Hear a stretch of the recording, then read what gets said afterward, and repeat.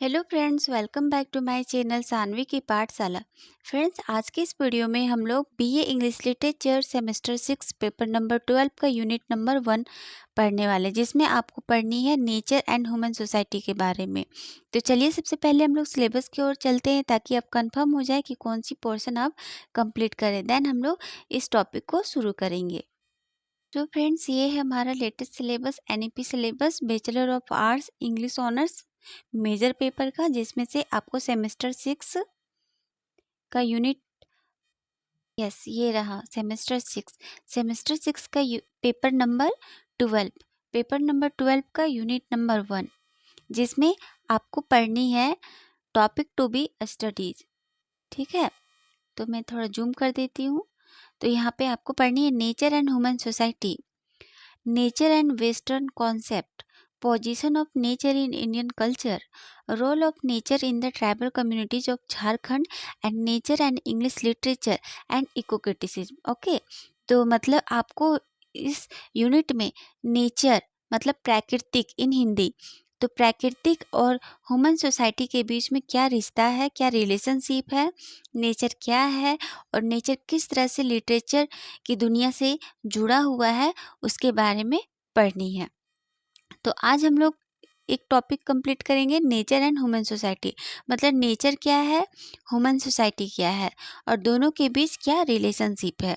ठीक है, तो चलिए अब हम लोग शुरू करते हैं। फिर जो नेक्स्ट अपकमिंग वीडियो आएगी उसमें मैं आपको इको क्रिटिसिज्म के बारे में बताऊंगी और role of nature in the tribal communities of Jharkhand के बारे में बताऊंगी। फिर जो बच गए हैं उसको मैं धीरे धीरे कवर करवा दूंगी, क्योंकि इस टॉपिक से 3 क्वेश्चन ज़्यादा इम्पॉर्टेंट है। तो ये तीनों पहले मैं कराऊंगी, फिर ये सब बाद में कराऊंगी। ठीक है, तो चलिए अब आज की जो टॉपिक है नेचर एंड ह्यूमन सोसाइटी, उसको पहले कवर करते हैं। तो फ्रेंड्स, इस यूनिट का जो टॉपिक है नेचर एंड ह्यूमन सोसाइटी, तो यहाँ पे nature, nature in Hindi term प्राकृतिक, जैसे कि आप यहाँ पे इमेज पे देख सकते हो, ये प्राकृतिक है मतलब नेचर ब्यूटी है। एंड ह्यूमन सोसाइटी मतलब जो ह्यूमन, जो हम लोग जिस सोसाइटी में रहते हैं, सब पीपल मिल के रहते हैं, उसे ह्यूमन सोसाइटी कहते हैं। तो नेचर मतलब प्राकृतिक और ह्यूमन सोसाइटी, ये दोनों के बारे में आज हमें पढ़नी है। तो इसमें पढ़नी है कि नेचर है वो किस तरह से ह्यूमन बीइंग को एयर देती है, फूड देती है और तमाम सारी मनुष्य को जिंदा रहने के लिए सबसे मोस्ट इम्पॉर्टेंट ऑक्सीजन एयर देती है। और नेचर का यूज ह्यूमन बीइंग बहुत ज़्यादा ही कर रहा है, और जिसके कारण नेचर धीरे धीरे लुप्त होते जा रही है। तो किस तरह से हो रही है आप सभी जानते हैं। एंड ये जो टॉपिक है फ्रेंड्स, वो बहुत ही इजी टॉपिक है। आप खुद से भी रिलेट करके लिख सकते हो कि नेचर क्या है और ह्यूमन सोसाइटी क्या है। और ह्यूमन जो है, ह्यूमन बीइंग है, अपनी एक्टिविटी टेक्नोलॉजी की दुनिया के कारण नेचर को किस तरह से ख़त्म करते जा रहा है, जिससे वो ना ठीक से एयर ले पा रहे हैं, ना ठीक से ज़्यादा दिन तक रह पा रहे हैं। तो चलिए अब हम लोग क्वेश्चन आंसर के थ्रू इस टॉपिक को समझते हैं। तो आपको सेमेस्टर एग्जाम में पूछे जाएंगे what is nature and human society, और discuss the relationship between nature and human society, या फिर ये दोनों एक ही में मर्ज करके क्वेश्चन पूछ दिए जाएंगे, जिसको आपको 150 या 200 वर्ड्स में लिखना होगा। तो आपको पूछ दिया जाएगा what is nature and human society and what is the relation between both nature and human society. तो इस तरह से भी क्वेश्चन आपको मर्ज करके दे दिया जा सकता है। तो आपको लिखनी है सबसे पहले नेचर एंड ह्यूमन सोसाइटी का ब्रीफ इंट्रोडक्शन, जैसे कि nature refers to the physical world and everything in it, including plants, animals, land and climate. मतलब नेचर जो प्राकृतिक है वो एक फिजिकल वर्ल्ड है, जिसमें बहुत कुछ है, एवरीथिंग सब कुछ है, जैसे कि इसमें प्लांट्स है, पौधे हैं, एनिमल्स हैं, लैंड है एंड क्लाइमेट है। While जबकि human society refers to the complex system of human beings living together, sharing cultures, behaviors and interaction within that natural world. जबकि ह्यूमन सोसाइटी है वो एक कॉम्प्लेक्स सिस्टम है ह्यूमन बीइंग का रहने का, जो एक साथ मिलके रहते हैं और अपनी कल्चर को शेयर करते हैं। और जो लोग सोसाइटी में रहते हैं ह्यूमन बीइंग, वो एक दूसरे से इंटरेक्ट भी करते हैं और इस नेचुरल वर्ल्ड में रहते हैं। मतलब इन सिंपल वे जो नेचर है वो सब कुछ है, जैसे कि प्लांट, एनिमल्स, क्लाइमेट जो चेंज होते हैं वो हमारी प्राकृतिक है। एंड ह्यूमन बीइंग क्या है, ह्यूमन सोसाइटी क्या है, मतलब जैसे कि हम लोग जैसे एक सोसाइटी में रहते हैं सभी पर्सन मिल के और अपना जो कल्चरल बिहेवियर है वो एक दूसरे के साथ शेयर करते हैं, इंटरेक्ट करते हैं, उसे हम ह्यूमन सोसाइटी कहते हैं। आई होप आपको ये दोनों का मीनिंग आपको समझ में आ गया होगा। अब चलिए आगे बढ़ते हैं। तो आपको यहाँ पे क्वेश्चन पूछा गया है व्हाट इज नेचर। ठीक है, तो नेचर के बारे में आपको लिखनी है। तो नेचर आपको लिख के नेचर के बारे में डिफिनेशन देना है, जैसे कि nature refers to the natural world, its phenomena and everything within it that is not created by humans, including plants, animals, landscapes and physical process that govern them। मतलब नेचर है वो नेचुरल वर्ल्ड है जो human being ने create नहीं किया है, मतलब ह्यूमन बीइंग ने नहीं बनाया है, ना ही इन्होंने कोई प्लांट्स को बनाया है, ना एनिमल्स को बनाया है, ना लैंडस्केप को बनाया है। मतलब नेचर है वो खुद से बना हुआ है, जिसमें आ जाता है प्लांट्स, एनिमल्स, लैंडस्केप, जो एक फिजिकल प्रोसेस को गवर्न करता है। मतलब नेचर है इन सिंपल वे वो एक तरह से जहाँ पे प्लांट्स बहुत सारे हैं, जैसे कि आप यहाँ पे पिक्चर पे देख सकते हो, ये है हो गया आपका नेचर, जहाँ पे बहुत सारे पेड़ पौधे हो, लैंडस्केप हो, मिट्टी हो, ये अ, और इन पेड़ पौधों के कारण क्लाइमेट चेंज होता है, जलवायु चेंज होता है, उसे हम नेचर कहते हैं। फिर आगे आपको लिखनी है nature providing the fundamental elements necessary for all life such as clean air, water and food, and offering essential ecosystem services like climate regulation and pollution control। यहाँ पे इसका मतलब है कि नेचर है वो बहुत सारी चीज़ इसेंशियल जो नेसेसरी है वो चीज़ मनुष्य को प्रोवाइड करवाती है, जैसे कि सांस लेने के लिए क्लीन एयर देती है, पानी पीने के लिए वाटर देती है एंड फूड भी देती है, और ये ऑफर करती है इकोसिस्टम सर्विसेज, जिससे जो क्लाइमेट रेगुलेशन होता है वो कंट्रोल में रहे।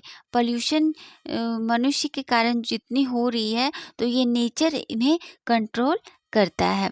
तो ये नेचर है वो ह्यूमन बीइंग के लिए एक वरदान है, क्योंकि नेचर से ही सब कुछ होता है, क्लाइमेट भी चेंज होता है ख़राब अच्छा, एंड पोल्यूशन भी कंट्रोल ये नेचर ही करती है।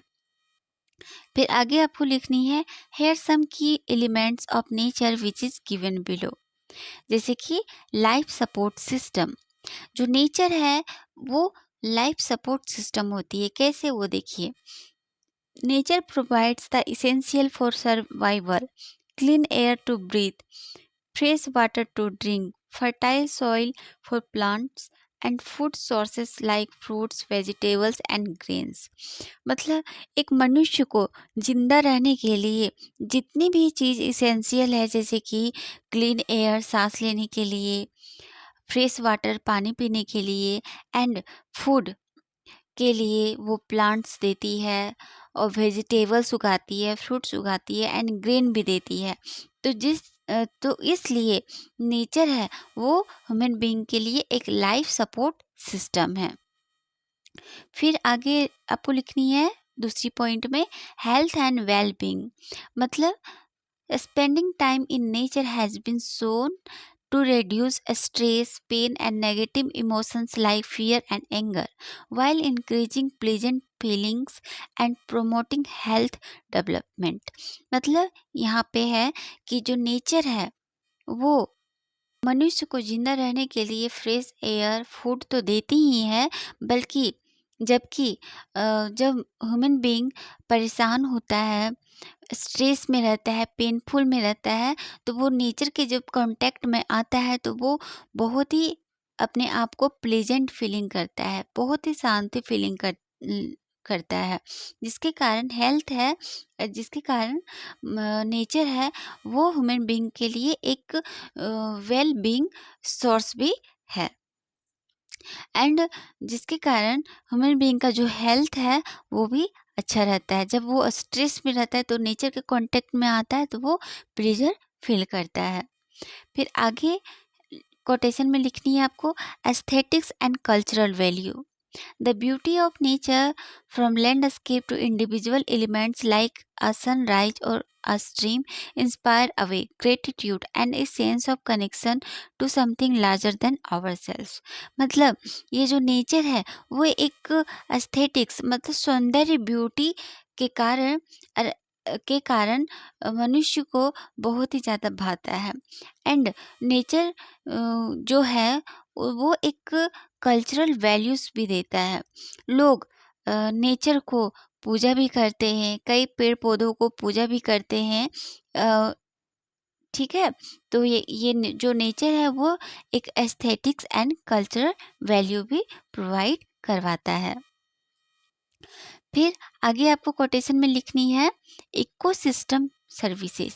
जो नेचर है वो इकोसिस्टम सर्विसेज भी देता है, जैसे कि beyond basic needs nature performs crucial regulating services such as purifying water and air, controlling erosion and regulating the climate.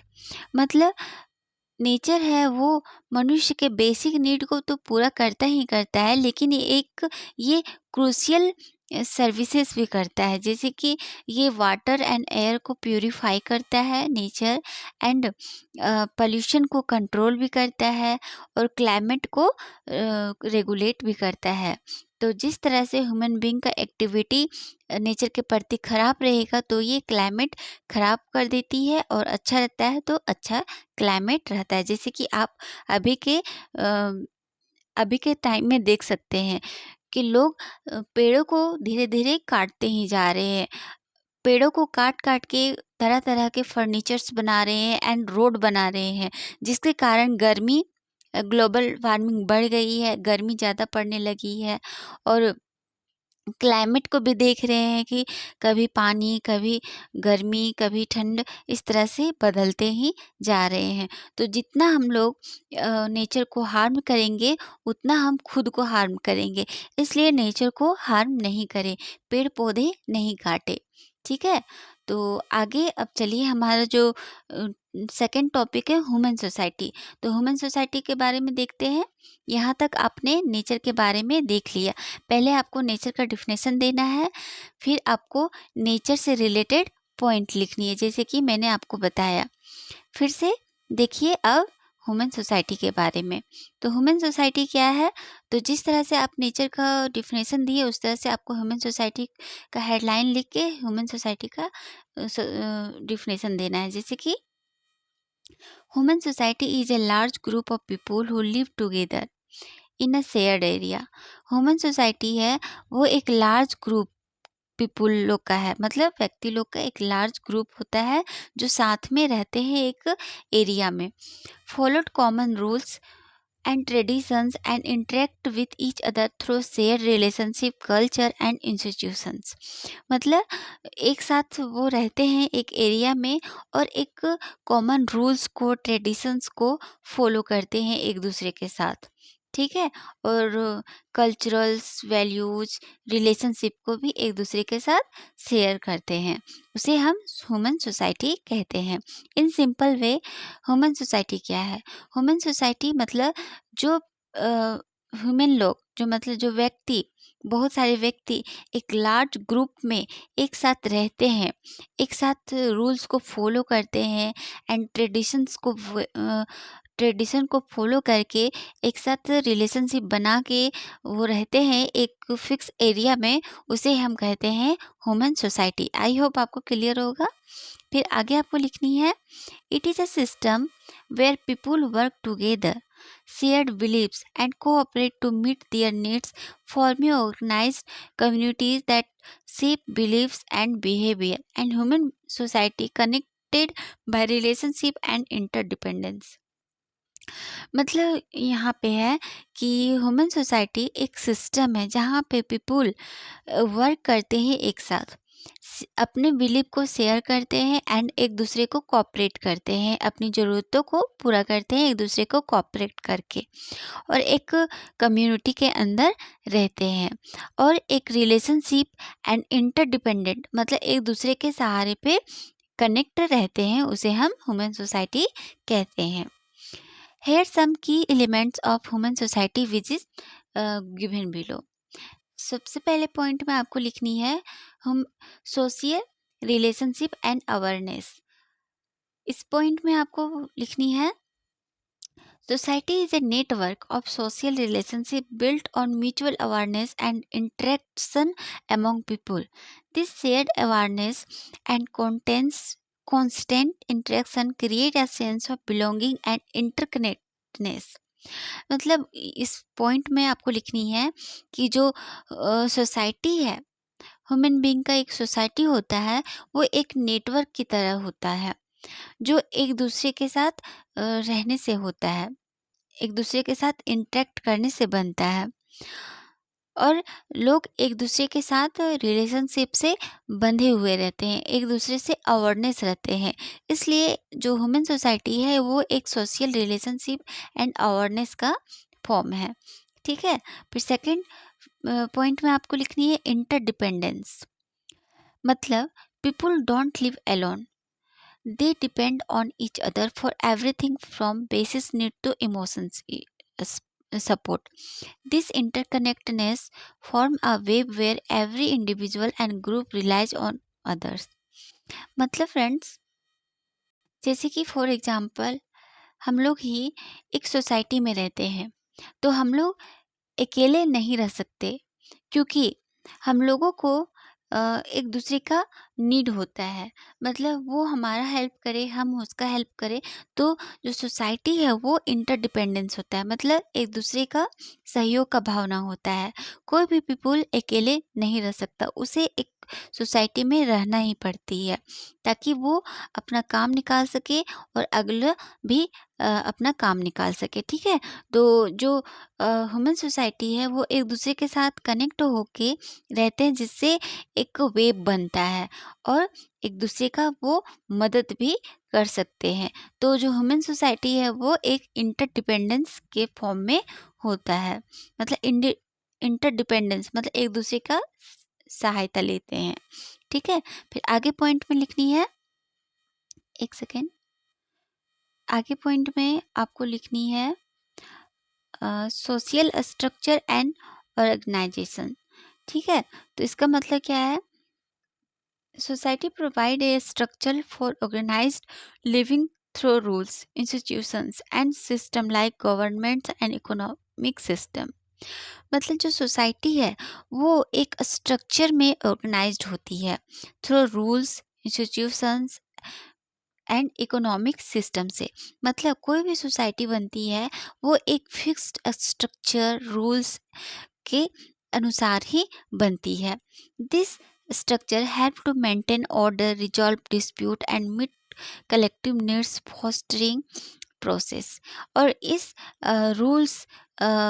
Rules के कारण, इस स्ट्रक्चर ऑर्गेनाइज्ड के कारण लोग एक दूसरे के मदद कर सकते हैं, कोई भी डिस्प्यूट को रिजॉल्व कर पाते हैं इस रूल्स एंड स्ट्रक्चर के कारण। तो एक ह्यूमन सोसाइटी है वो एक सोशल स्ट्रक्चर एंड ऑर्गेनाइजेशन वे में होनी चाहिए। Culture and shared values. Societies share common values, belief and way of life often passed down through generation। मतलब जो ह्यूमन सोसाइटी होती है वो एक कॉमन वैल्यूज, बिलीव्स एंड जीने का तरीका अ, एक फिक्स्ड कॉमन पैटर्न पे बंधा हुआ रहता है। In human society culture provides the framework for how people they behave, what they believe and how they organize their community।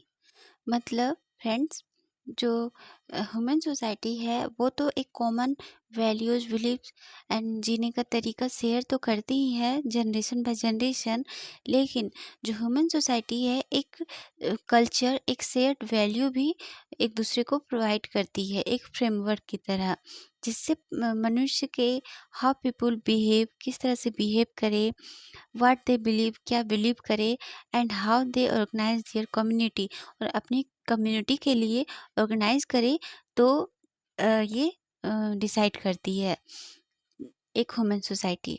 तो ह्यूमन सोसाइटी है वो कल्चरल एंड शेयर्ड वैल्यू पे भी बेस्ड होती है, मतलब होनी चाहिए।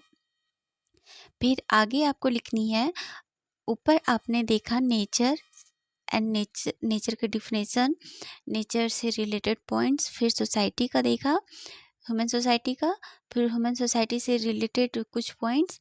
अब चलिए जो और करके क्वेश्चन था relationship between nature and human society, उसका आंसर। तो आपको लिखनी है, the relationship between nature and human society is fundamentally interdependent. मतलब जो नेचर एंड ह्यूमन सोसाइटी का जो रिलेशनशिप है, रिश्ता जो है वो इंटरडिपेंडेंट है, मतलब एक दूसरे पर दोनों आश्रित हैं। With nature providing the essential resources for human survival and society while survival and society, while action and societies, sorry, in turn transform and impact the natural world through technology and economic activities। मतलब friends, यहाँ पे बताया जा रहा है कि जो human being and nature की जो रिलेशनशिप है वो फंडामेंटली इंटरडिपेंडेंट है, मतलब एक दूसरे पे आश्रित है। जहाँ पे नेचर ह्यूमन बीइंग को उनके सर्वाइवल के लिए सारी चीज़, जैसे कि सांस लेने के लिए हवा, फूड, सब कुछ देती है, वहाँ पे जब देती है, और एक तरह से ह्यूमन सोसाइटी है वो नेचर को हार्म कर रही है अपनी टेक्नोलॉजी एंड इकोनॉमिक एक्टिविटी के कारण। नेचर को धीरे धीरे ख़त्म करते जा रही है, मतलब नेचर ह्यूमन बीइंग को फ़ायदे दे रही है, सब कुछ दे रही है उनको सर्वाइवल के लिए, और वहीं उल्टा ह्यूमन बीइंग अपनी इकोनॉमिक एक्टिविटीज़ के कारण नेचर को धीरे धीरे हार्म पहुंचाते जा रहे हैं। फिर आगे लिखनी है, हेयर्स आर द सम की points of the nature and human society relationship which is given below. तो पहला लिखना है नेचर के बारे में, जैसे कि नेचर एज ए फाउंडेशन। तो कैसे है, तो पहला पॉइंट में आपको लिखनी है, essential for existence. Nature is the fundamental basis for human and societal existence, providing resources like food, water, air, energy necessary for survival. मतलब जो नेचर है वो ह्यूमन सोसाइटी के लिए बहुत ही इसेंशियल है। नेचर के बिना ह्यूमन है वो सरवाइव नहीं कर पाएगा, क्योंकि नेचर है वो सांस लेने के लिए हवा, ऑक्सीजन देता है, खाने के लिए खाना, पानी पीने के लिए वाटर, एनर्जी, तमाम सारी चीज़ें मनुष्य को सरवाइव होने के लिए नेचर देती है। तो ह्यूमन बीइंग के लिए जो नेचर है वो बहुत ही इसेंशियल है। फिर सेकंड पॉइंट में आपको लिखनी है नेचर से related, ecosystem services. Nature offers critical ecosystem services such as pollination, soil formation, flood control and air purification which are vital for human health and thriving। Nature है वो ecosystem services का काम करती है, जैसे नेचर से परागन, soil formation, flood control, air purification, सब कुछ होता है, जिससे ह्यूमन का हेल्थ बना हुआ रहता है, खराब नहीं होता। तो नेचर है वो ह्यूमन बीइंग के लिए एक इकोसिस्टम सर्विसेज की तरह काम करती है, और जब ये सर्विसेज नहीं रहेगी तो ह्यूमन बीइंग भी नहीं रहेगा। इसलिए हमें नेचर को बचा के रखनी चाहिए, उन्हें हार्म नहीं करनी चाहिए, और कम से कम टेक्नोलॉजी से रिलेटेड जो नेचर से हम लोग ले रहे हैं, नेचर को हार्म करके पहुंचा के हम अपने फ़ायदे के लिए सब बना रहे हैं, फर्नीचर्स के सामान, रोड वगैरह वगैरह, वो नहीं करनी चाहिए। तो नेचर को हमें बचा के रखनी चाहिए। तो आगे आपको लिखनी है अब ह्यूमन सोसाइटी के बारे में। तो यहाँ पे हेडलाइन है human societies impact on nature, कि ह्यूमन सोसाइटी किस तरह से नेचर को इम्पैक्ट कर रही है। तो फर्स्ट पॉइंट में आपको लिखनी है exploitation for development. Human progress and economic advancement often come at the cost of nature, leading to practice like deforestation, pollution and habitat destruction। मतलब जो नेचर है वो ह्यूमन बीइंग अपने फ़ायदे के लिए, अपने इकोनॉमिक एडवांसेस के लिए नेचर को एक्सप्लॉइट कर रहे हैं, नेचर को धीरे धीरे ख़त्म करते जा रहे हैं, जिसके कारण डिफॉरेस्टेशन, पॉल्यूशन जैसे तमाम सारी जो क्लाइमेट चेंजेस के कारण हो रहा है वो बढ़ती जा रही है, और मनुष्य खतरे में पड़ते जा रहा है। इसलिए ह्यूमन बीइंग को नेचर का कभी भी एक्सप्लॉइट नहीं करना चाहिए, बल्कि नेचर को बचा के रखनी चाहिए। फिर आगे पॉइंट में आपको लिखनी है टेक्नोलॉजिकल इन्फ्लुएंसेस, जैसे कि industrial and technological development have allowed for increase exploitation of nature resources, contributing to an increasing distance between humans and the natural world. मतलब जो टेक्नोलॉजी धीरे धीरे बढ़ रही है, लोग इंडस्ट्री बना रही है, सभी वनों को, जंगलों को काट काट के इंडस्ट्री बना रहे हैं, अपने टेक्नोलॉजी को इन्हेंस कर रहे हैं, जिसके कारण नेचर का एक्सप्लॉइट हो रहा है, नेचर को वो बर्बाद कर रहे हैं और खुद को नुकसान कर रहे हैं। क्योंकि नेचर है तो ह्यूमन बीइंग है, इसलिए नेचर को कभी भी एक्सप्लॉइट नहीं करना चाहिए, उन्हें हार्म नहीं पहुंचानी चाहिए अपनी निजी ज़रूरतों को देख के। ठीक है, तो जो टेक्नोलॉजिकल जो हो रहा है, इकोनॉमिक ग्रोथ हो रहा है, नेचर को हार्म पहुंचा पहुंचा के, वो हमें नहीं करनी चाहिए। फिर आगे आपको कंक्लूजन पार्ट लिखनी है इस आंसर का, जैसे कि दस इस प्रकार the relationship between nature and human society emphasise a fundamental interdependence and the need for harmony and sustainability to ensure the well being of both. मतलब जो नेचर एंड ह्यूमन सोसाइटी का relationship है वो interdependence है, मतलब एक दूसरे पे भरोसे हैं, एक दूसरे के लिए बने हुए हैं, और दोनों एक दूसरे को सस्टेन करते हैं अपने वेल बीइंग के लिए।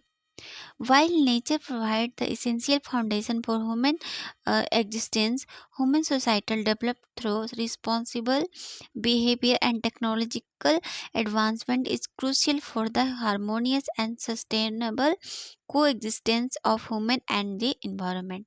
जहाँ पे नेचर है वो मनुष्य के लिए तरह तरह की चीज़ें प्रोवाइड करती है उन्हें जिंदा रहने के लिए, वही ह्यूमन बीइंग है वो अपने इकोनॉमिक ग्रोथ के कारण, अपनी इंडस्ट्री फैलाने के कारण, टेक्नोलॉजी एडवांसमेंट के कारण नेचर को हार्म पहुंचाते जा रहे हैं, नेचर को ख़त्म करते जा रहे हैं, इन्वायरमेंट को बर्बाद करते जा रहे हैं। इसलिए नेचर को जितना हो सके उतना से उतना बचा के रखिए, और हमेशा नेचर का बनाए रखें, हमेशा पेड़ पौधा लगाते रहें। ठीक है, तो ये रहा आपका आज का आंसर। आई होप आपको समझ में आया होगा इसका आंसर फ्रेंड्स। तो इस टॉपिक में समझने वाली कुछ ऐसी थी ही नहीं, इसमें आपको नेचर के बारे में एंड ह्यूमन सोसाइटी के बारे में लिखनी थी, दोनों के बीच क्या रिलेशनशिप है आप खुद एग्जाम्पल दे के खुद का लिख सकते हो। तो मैं यहाँ पे आपके लिए बहुत ही सरल शब्दों में लेके आंसर आती हूँ, ताकि आप जो बुकिश लैंग्वेज होती है, जो बर्डन टाइप की होती है एक स्टूडेंट का माइंड में, उससे रिफ्रेश होके आप अपनी ओन लैंग्वेज में अपनी समझ से आंसर में लिख सको, एग्ज़ाम में आंसर लिख सको। सो इसलिए मैं यहाँ पे सिंपल लैंग्वेज में लेके आती हूँ। तो आई होप आपको मेरी ये छोटी सी प्रयास इस टॉपिक से रिलेटेड पसंद आई होगी। अगर पसंद आई होगी तो लाइक, शेयर एंड सब्सक्राइब ज़रूर से करें। और यह जो पीडीएफ है वो टेलीग्राम चैनल, जिसका लिंक इस वीडियो के डिस्क्रिप्शन में डाला हुआ है, वहाँ पे जाएँ और मैसेज करें, वहाँ पे आपको ये पीडीएफ मिल जाएगी। सो थैंक यू फ्रेंड्स, मिलते हैं नेक्स्ट टॉपिक में। टॉपिक के साथ आपको कौन सी टॉपिक नेक्स्ट पढ़नी है सेमेस्टर 6 से रिलेटेड, आप ज़रूर से मैसेज कीजिएगा। So thank you friends, bye bye, take care.